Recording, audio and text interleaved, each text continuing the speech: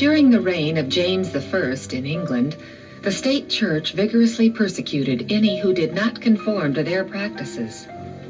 Among those persecuted was a group of separatists who decided to leave their native homeland and seek refuge in Holland. While crossing the English Channel, a sudden storm broke over their ship, causing the Dutch sailors to become alarmed and fearful for their lives. Captain! Captain, go home!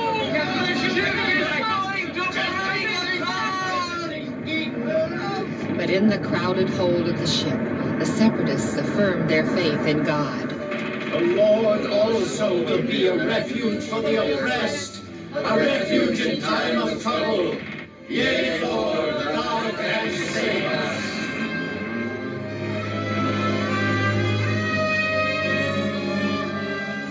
Miraculously, the ship rode out the storm. 14 days after leaving the coast of England, they sailed up the winding channel to the city of Amsterdam.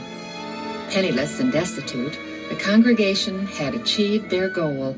A land of religious liberty was now beneath their feet. The group remained in Amsterdam during their first year in Holland, existing in poverty and hardship. The next year, many moved to the smaller city of Leyden, where they tried to adapt to a new way of life. Then, in 1617, Pastor Robinson addressed the Leyden congregation. I am grateful that the message was so well circulated that I wish to meet all of you here tonight. A matter of extreme importance to all of us has come up this afternoon. As you know, the pamphlets and letters which Elder Brewster has been printing on his small press here and sending to England have been a great comfort and encouragement to our friends remaining there. This afternoon, while he was out on some errands, his press was confiscated by the local authorities. Pastor Robinson, what is going to happen now? Is the persecution going to start here? Well, I don't know, but I would venture a guess that it is.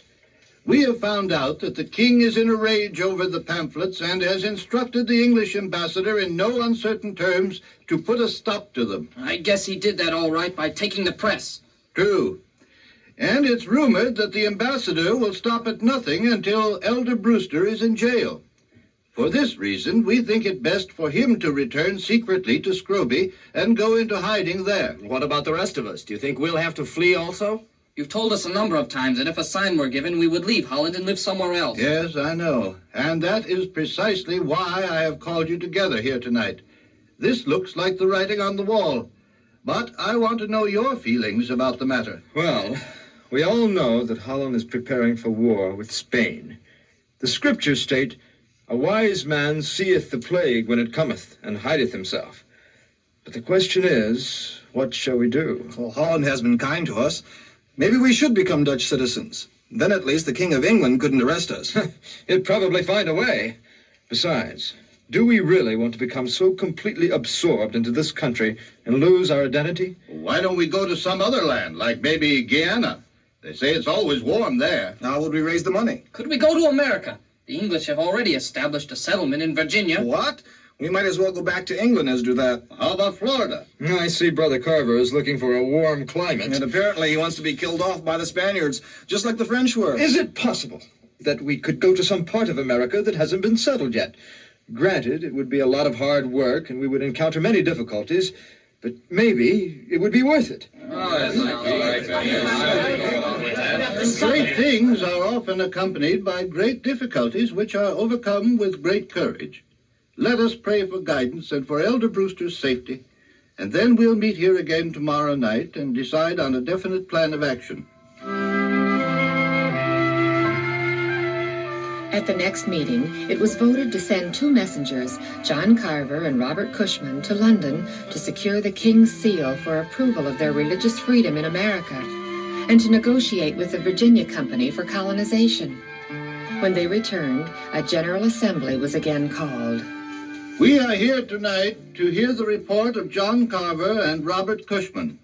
The Virginia Company will be glad to have us colonize in their name, but they have no money to supply us with goods or shipping, and the king won't promise us religious freedom. Well, what's the sense of going then if we won't have our freedom? The officials of the Virginia Company firmly feel that even though we can't secure the king's seal for a colony that is self-governing in religious matters, there would be no problem since the whole Atlantic Ocean would be between us. And who's gonna finance the trip? None of us have that kind of money. I'm for staying here.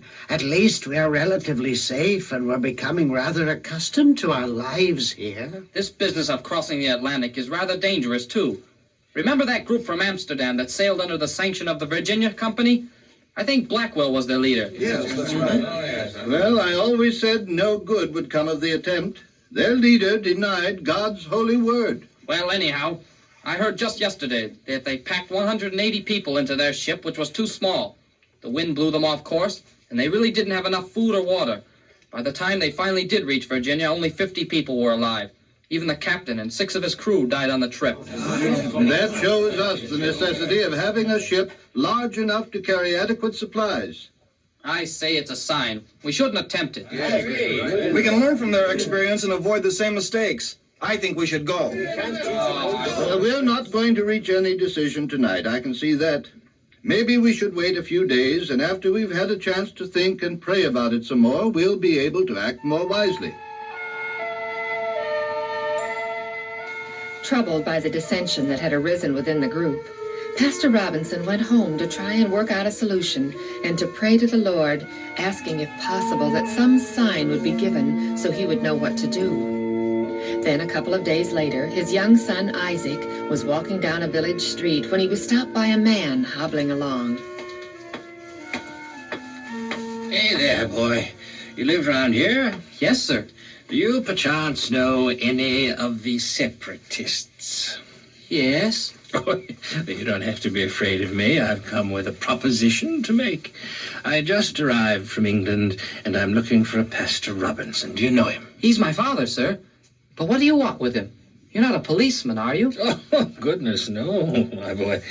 I heard that he and some others want to go to America, and I have an offer to make. Yes, sir.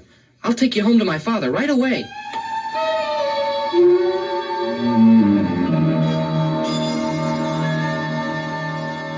Father, come quickly. Yes, Isaac, what is it? There's somebody important here to see you. Oh, hello, sir. I'm Pastor Robinson. He's from England, and he heard that we wanted to go to America. I see. You run along now, Isaac, and I'll talk to this gentleman in the study. Oh, quite a boy you have there. My name's Weston, Thomas Weston, and I have an offer which I think may interest you. Well, let's discuss it in here, in the study. Yeah. Now, won't you sit down, Mr. Weston? Oh, whew. Yeah, it feels good after that boat trip. But now, about my reason for being here. Word has gotten round that your people are wanting to colonize in America. Well, my business friends and I, we call ourselves adventurers, are willing to back such an enterprise. Oh, interesting. And what are the conditions? What you do is this: sign a contract for 7 years, establish a permanent trading post in America, trade for furs and fish, work for us 4 days of the week and 2 days for yourselves. The other day, of course, is for your worship. We adventurers will outfit you completely. How does that sound? Well, it sounds good to me, Mr. Weston, but my congregation will have to vote on it. We could have a general meeting tonight to discuss it, if you would like. Oh, fine. The quicker we can get things settled, the better. I need to get back to England and my business. Yes, well, I'll have Isaac go tell everybody about the meeting. He knows where they all work. When the new plan was presented, only 27 of the Leyden congregation were willing to attempt the voyage with their 19 children. Again, Robert Cushman and John Carver were sent to London to make arrangements for the trip, while those in Leyden sold their homes and made ready for the journey ahead. After months of preparation, all was in readiness, and at sunrise on July 21st, 1620, the Pilgrim vanguard from Leyden set out for Delfthaven, about 20 miles to the south, to board a ship called the Speedwell for the voyage across the English Channel to Southampton, England, and their rendezvous with the Mayflower, a larger ship provided by the adventurers. Because such a small portion of the congregation was willing to go to America, Pastor Robinson and his family remained behind as spiritual leader in Leyden. When the Speedwell arrived in Southampton, the members of the group from Leyden were overjoyed at again seeing their friend William Brewster, who had been in hiding for so long. Also aboard the Mayflower were some 80 strangers, immigrants recruited in London by the merchant adventurers to fill out the colony's quota. Then, just as they were loading the last few pieces of baggage and supplies on the Mayflower, Thomas Weston appeared on the scene.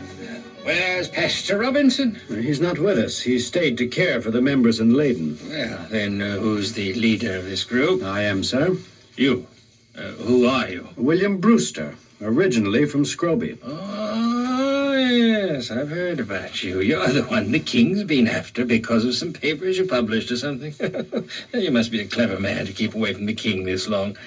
All I need, Mr. Brewster, is for you to sign these papers, and then you can be on your way.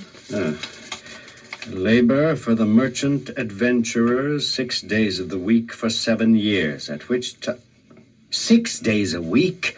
Mr. Weston, this is not the same contract you offered in Leyden. How do you know you weren't there? Mr. Weston, I may have been in hiding from the king, but I've been in communication with my friends. This is not the same contract. Only a few minor changes, Mr. Brewster. Now, if you'll just sign Now, this is unthinkable. I can't sign this.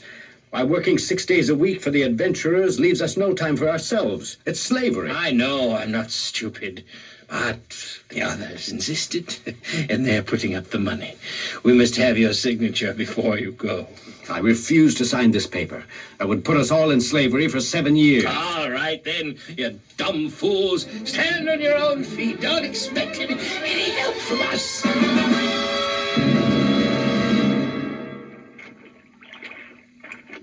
Sir, I gather you're in charge here. Yes. I'm a port official. I have the bill here for the port dues.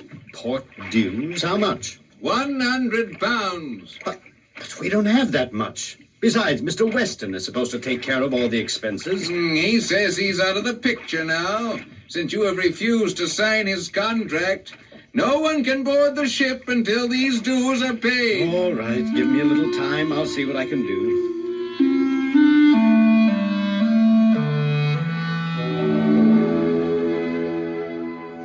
We must raise the port fees at once, or we won't be able to sail at all.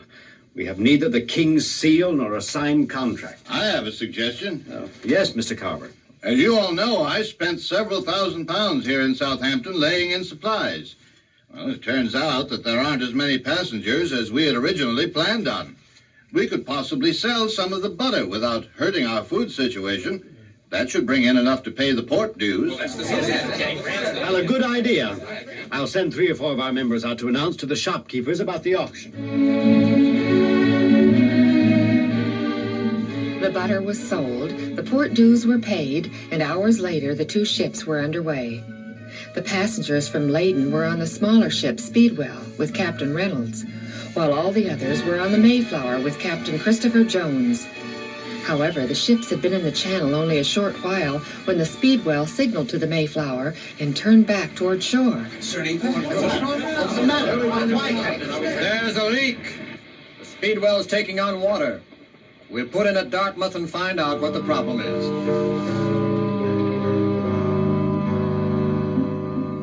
8 days passed before the Speedwell was repaired and the ships could again set sail. But as the land was disappearing from sight and the passengers on the Speedwell were rejoicing because at long last they were on their way, the crew members were not so joyful. The ship still leaks a sieve. No wonder. Look at that board. It's hardly nailed on. The trouble is, the mast sails are too large for the ship. Let a big blow come, it'll pull her right over. And as the ship moved into deeper water, it began to roll and lurch.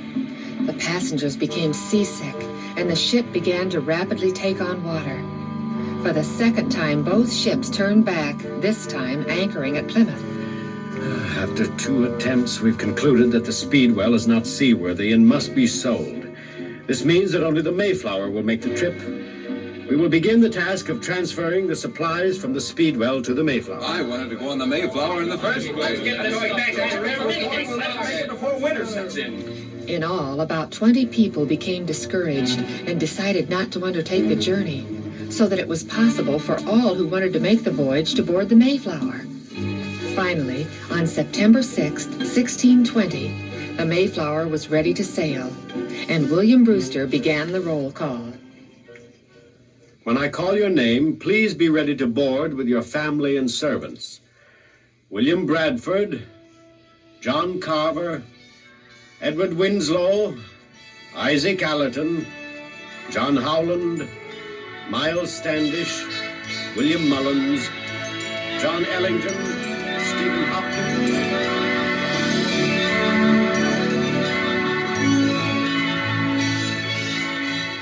As William Brewster continued the roll call, they counted a total of 104 passengers. But of these, only 41, including children, were separatists. The majority were hired hands, servants, and others recruited by the adventurers to make the voyage. At last, all were on board and accounted for. Left anchor! Hoist sail! Heave lively now, and away!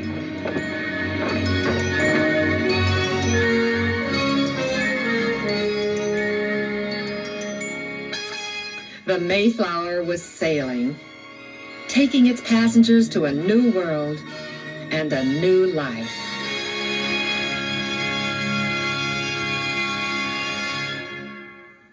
Here now is our address. Your Story Hour, Box 8, Niles, Niles, Michigan, 49120.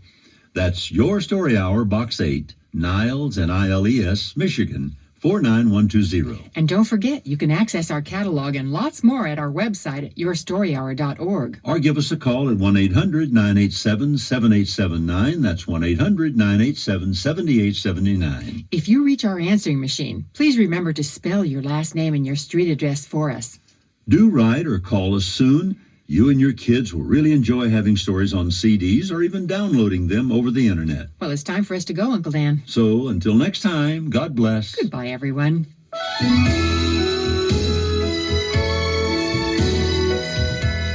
This has been Your Story Hour, building for a better tomorrow. This is Aunt Carol. And Uncle Dan saying, Goodbye, everyone. See you again next time.